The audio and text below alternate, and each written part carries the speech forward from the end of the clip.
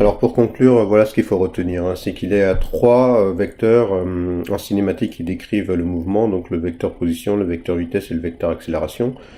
Alors je vais vous donner les caractéristiques en particulier du vecteur vitesse, hein. Donc voilà ce qu'il faut savoir pour le vecteur vitesse VI.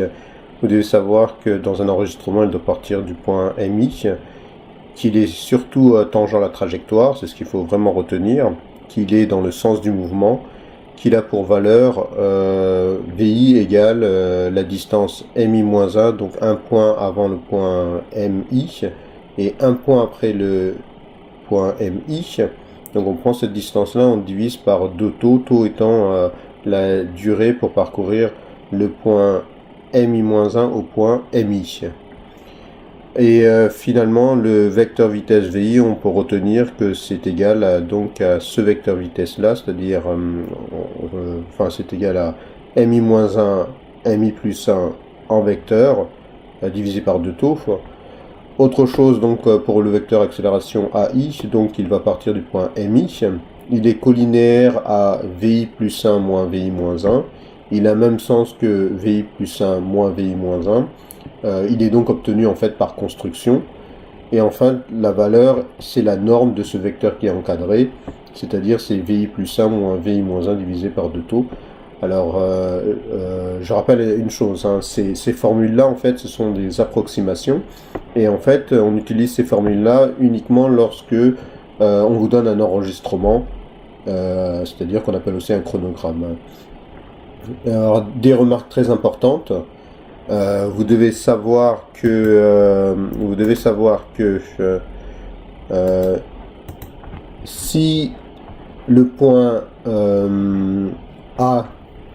si le vecteur A il pointe vers le centre du cercle, alors on dit que l'accélération elle est centripète, donc vous devez connaître ce mot-là. Également, il peut y avoir un vecteur accélération A, alors que le système n'accélère pas. Alors ça a l'air d'être bizarre, mais je l'ai déjà expliqué, hein. Donc voilà. Alors pour les unités, vous devez savoir qu'un vecteur vitesse V, c'est un mètre par seconde, c'est-à-dire mètre fois seconde moins 1, alors qu'une accélération, ça donne l'évolution de la vitesse, donc c'est en mètre fois seconde moins 2. Ok, donc vous voyez bien que là, la seconde, elle est à la puissance moins 1, alors que pour l'accélération, elle est à la puissance moins 2. Hein.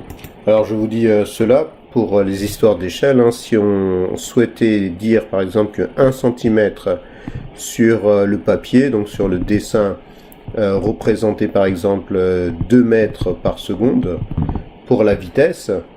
Voilà, pour la vitesse. Alors, je ne vois aucune raison pourquoi on aurait la même échelle pour l'accélération. Il n'y a aucune raison pour que 1 cm, ça soit 2 mètres fois seconde moins 2 pour l'accélération, puisque ce sont des unités complètement différentes, hein.